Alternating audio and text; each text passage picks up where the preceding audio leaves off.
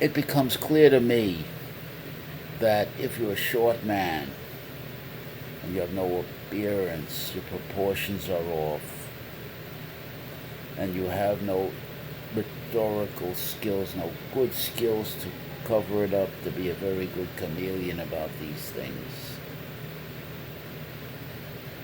You don't have a good sense of timing, a maturity about yourself, the ability to think complexly on your feet in situation under pressure. You're not prepared. I don't think I see or know of any situation that demands better preparation than to be a short, small man entering the social scene. And again, to be short is to be small. Now you've got a choice. You can be a short, weak, small man, or a short, powerful man who has, because of the physical power in your body that's obvious, your big forearms, your biceps, your hard, chiseled, well-developed functional muscle. You're no longer a small man. You are then become a short, well-developed, muscular man. And I think that's the most important of all. Without that, you can be a short, big, bulky man. And of course, that's a lot better than being a short endomorph. But what you want is aesthetic, balanced muscle that's very powerful. And you've got to forge confidence in a hot crucible of hard experience, earned experience in the arena. The more pushback you get, the tougher the resistances that you deliberately expose yourself to in order to have a meaningful teaching experience. I think that's everything.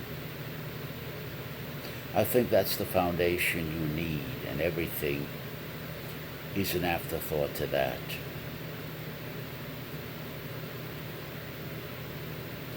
And you have to come in with the Tom Platz mentality. When you hit the iron room, the only competition you have is yourself. You're not worrying about your genetic limitations. You're not worried about what somebody told you can and cannot do. You're out to compete against one man and one man only, and that's yourself. You kept a record of what you've done, and today we want to do just a little bit better, but we don't want to regress. We want to progress any way we can.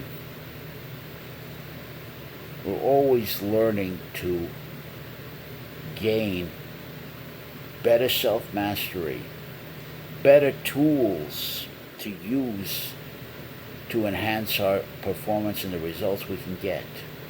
We're trying to develop better mastery of the tools, and of course, along with all of that, perfect mastery of ourselves.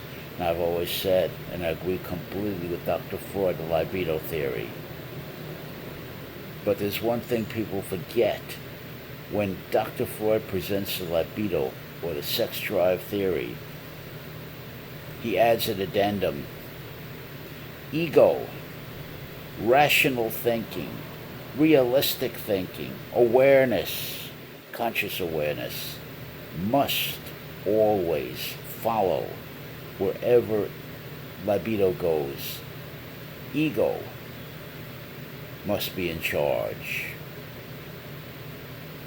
And the judgment has to be your own judgment, not some absolute morality, some absolute standards, community standards, whatever you want to call it, that doesn't take in consideration new knowledge. the particular situation that you're in and what is available to you at the time and where it's available, that you have to adopt and accommodate. And unfortunately, the template of a pure morality, values, and family standards, and community values is very misleading at best in this context. So I purely disagree completely with a Dennis Prager. I challenge him completely. And certainly, I disagree with the progressive position along these lines.